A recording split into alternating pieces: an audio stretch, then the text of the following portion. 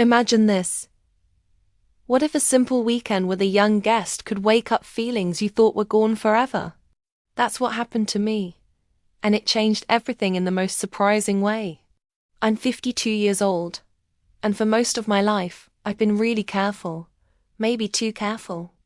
I got married young, raised 2 kids, kept a tidy home, and always followed the rules. Love for me turned into something routine, predictable, and safe. I never chased real passion. Not really. I just kept things going, smiled when I was supposed to, listened more than I spoke, and told myself that stability was the same as happiness. But now I know how wrong I was. I never thought something like this could happen to me. Please don't make the same mistake I did. It started on a Friday afternoon in early June, the kind of afternoon when the air feels thick with heat and memories. I had just finished watering the garden when my phone buzzed with a message from Rachel, my closest friend since college. "Kay, would it be okay if Ethan stayed with you this weekend? My dad's in the hospital, and I need to drive down to Tallahassee." I paused for a second, blinking into the sun. Ethan, her son 17, almost 18. I remembered him as the shy little boy who used to hide behind her legs when they visited. But lately, he'd grown taller than both of us, his voice deeper, his posture more like a man's than a boy's. Of course, I said yes. Rachel had done so much for me over the years. Hosting her son for a couple of days was the least I could do. He arrived a few hours later, dragging a worn duffel bag and giving me a polite, almost bashful smile. "Thanks for letting me stay, Miss Garrett." "Oh, please," I said, waving off the formality. "You're not 12 anymore. Call me Diane." He grinned, and I noticed his smile lingered on my face for just a beat longer than expected. I tried not to read into it. We settled into a comfortable rhythm quickly. I made spaghetti that night, his favorite apparently, and we watched a movie after dinner. Some action thing I didn't really follow, but he leaned forward the entire time, eyes wide and focused like he was searching for something in it. We didn't talk much that first evening, not beyond casual things. School, his plans after graduation. He said he wasn't sure yet. Maybe trade school. Maybe working with his uncle in Colorado. There was a quiet maturity to him that surprised me. He wasn't the aimless, phone-glued teenager I'd expected. Later, I brought him some folded towels and found him sitting on the back deck staring out into the dark. Fireflies blinked in the tall grass and the air buzzed with cicadas. "You okay?" I asked gently, stepping out beside him. He nodded but didn't speak right away. Then sometimes I wish I could just stop time. Just freeze it. You ever feel that way? I'd looked at him, at the curve of his jaw in the moonlight, the earnestness in his voice. It caught me off guard. "Yeah," I said softly. "More than you'd think." He turned his head and looked at me. I couldn't tell if it was the night air or the quiet of the moment, but something shifted between us. A flicker of unspoken understanding. Then he smiled again, stood up, and said good night. I watched him walk inside and stood alone under the stars for a long while, trying to make sense of the warmth blooming in my chest. It wasn't attraction. At least that's what I told myself. It was just appreciation, a reminder of youth, of possibility, of being seen. The next day started quietly. I made pancakes and he helped me clear out some boxes in the garage without being asked. We played music while we worked, Fleetwood Mac mostly, and he surprised me by knowing the lyrics. He even sang along. "Your taste is better than I expected," I teased. He laughed and said, "That's because my mum raised me right, and she listens to all your old playlists." By early evening, we were both tired and sweaty, so I suggested we cool off in the backyard pool.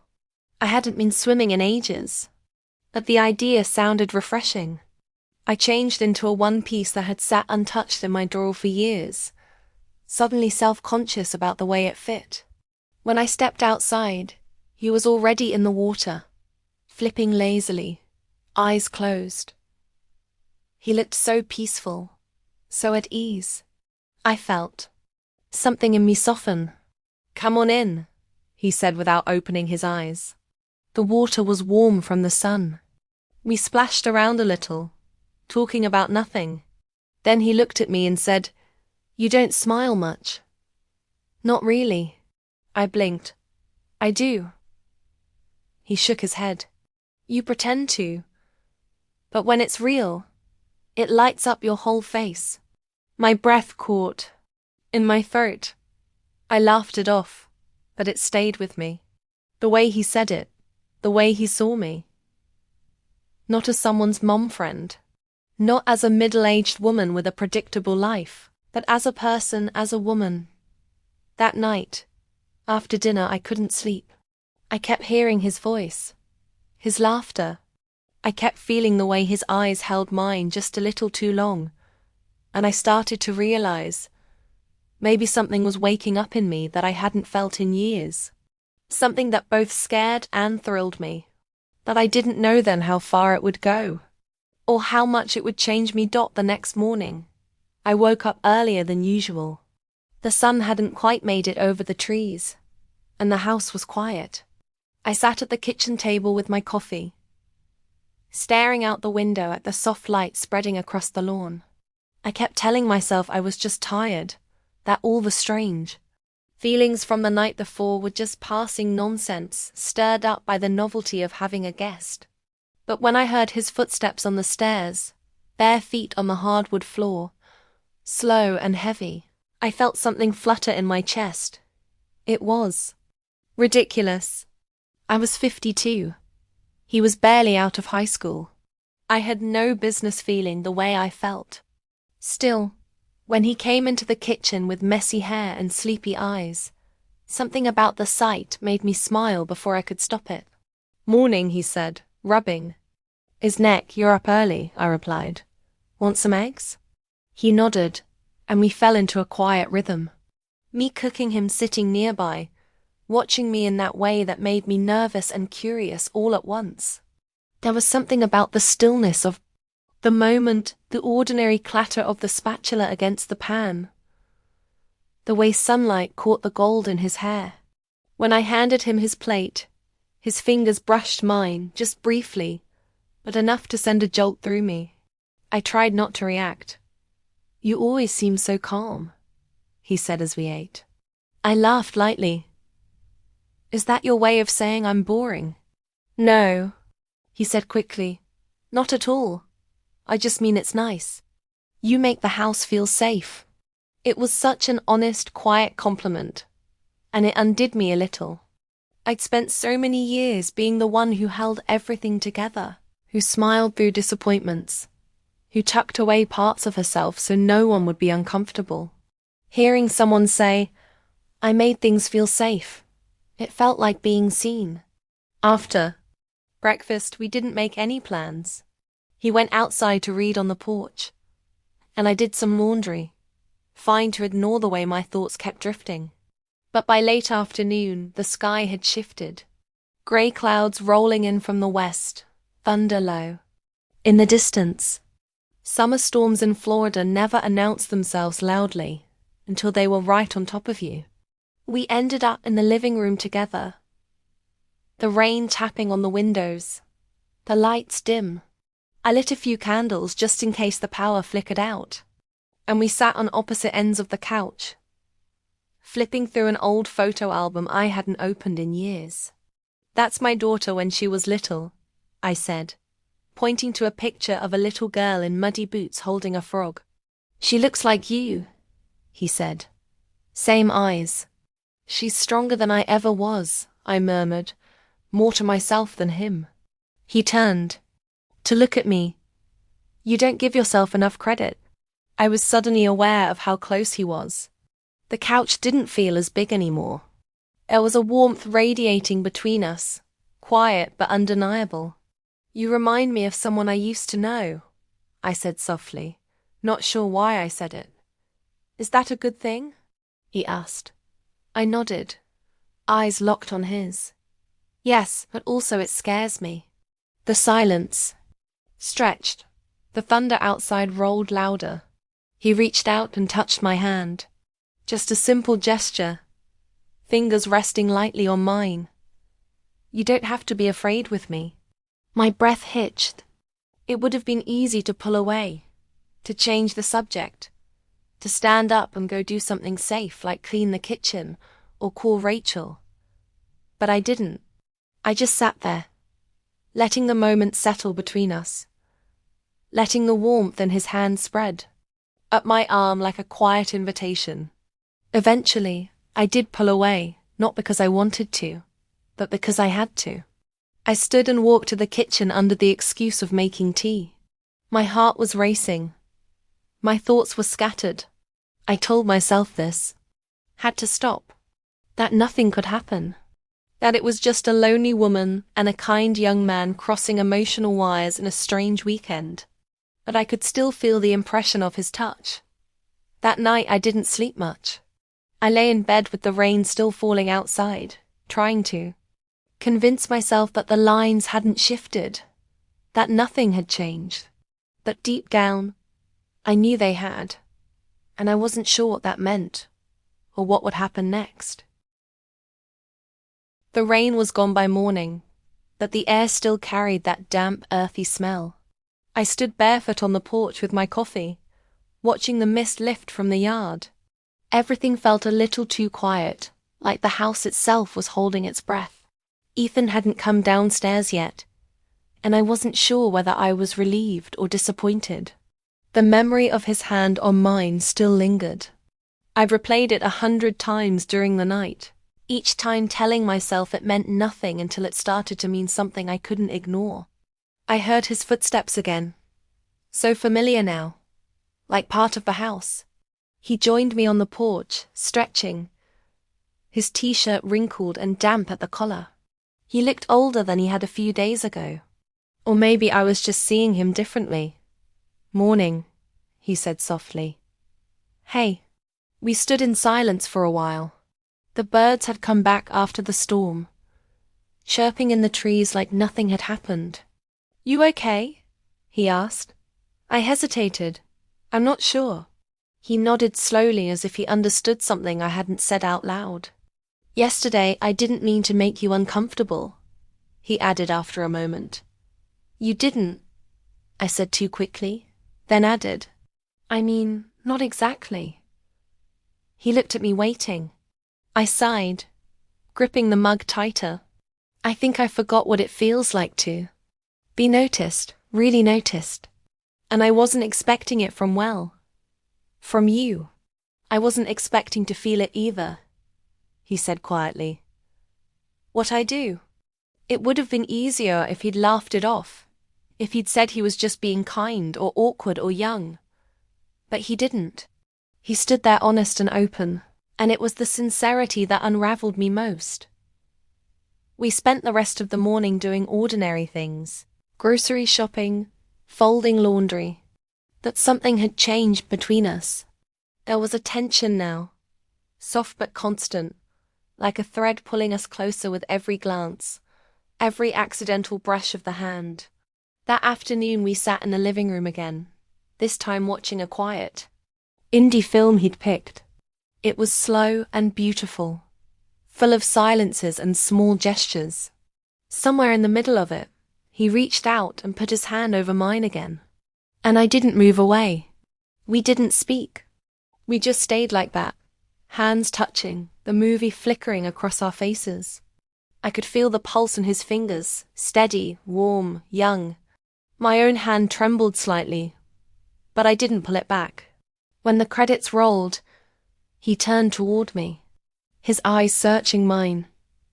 "Can I tell you something?" he asked. I nodded.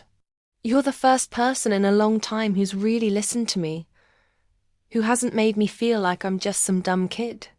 I swallowed hard. "You're not a dumb kid." "I know," he said, "but you're the only one who sees that."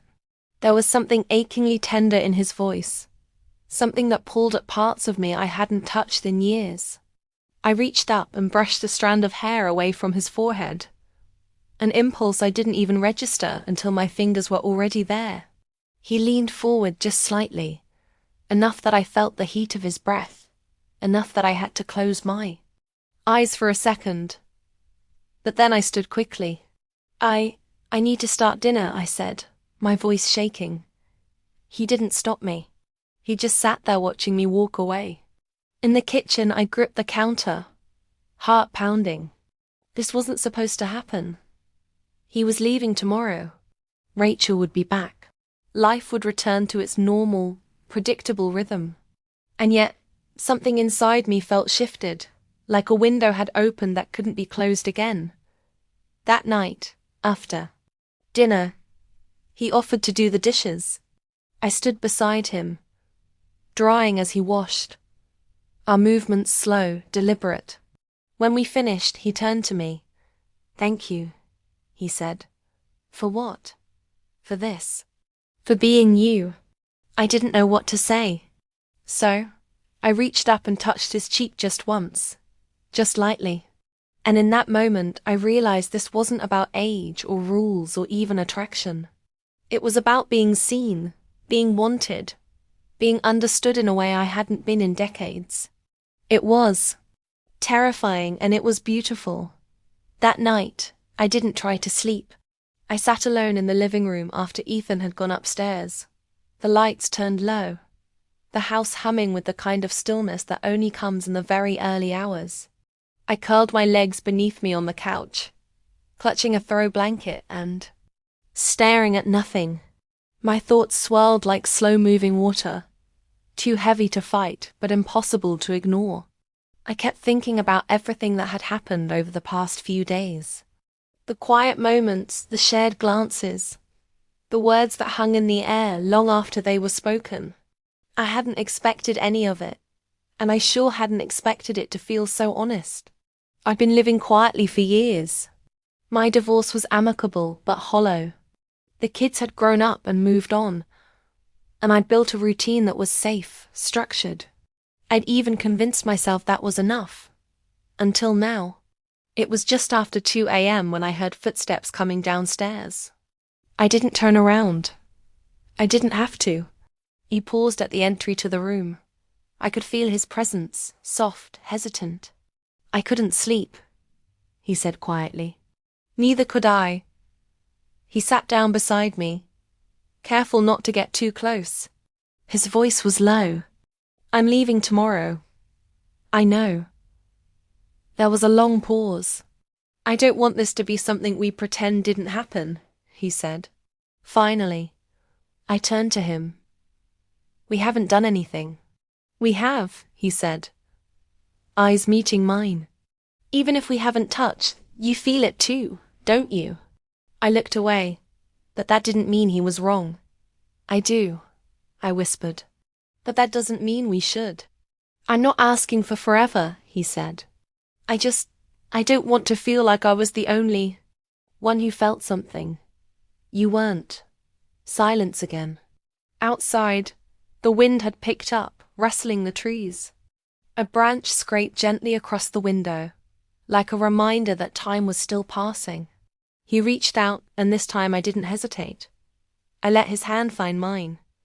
It wasn't about romance. It wasn't about crossing lines. It was about connection. About being human. About two people who, for different reasons, felt alone in the world and happened to find comfort in each other's company. We sat like that for a while. No words, no expectations. Just presence. Eventually, I leaned my head against his shoulder. I didn't know what it meant. I didn't know what came next, but I knew I would remember that feeling for a long time. The next morning, the air was cooler, brighter. We said goodbye without dramatics. He hugged me tightly, longer than necessary, and I held on just as long.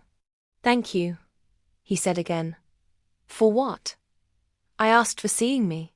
As I watched him walk down the driveway to where his mother's car was waiting, I felt a strange mix of sorrow and peace. Rachel waved at me from the driver's seat. completely unaware of what had passed between us, and that was okay. I went back inside, the house suddenly quieter than before. Later that afternoon, I found myself sitting on the back deck with a cup of tea, the sun warm on my face. I let the silence wash over me. Maybe nothing would come of it. Maybe it was.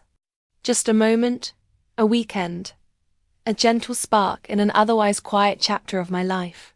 But maybe, just maybe, it was something more than that. I had spent so many years believing that love only looked one way, that once a certain kind of time had passed, your heart stopped surprising you. But now I knew better. We don't always get to choose when we wake up or who wakes us. And sometimes, the most unexpected moments are the ones that remind us we're still alive, still capable of feeling, still worthy of being seen.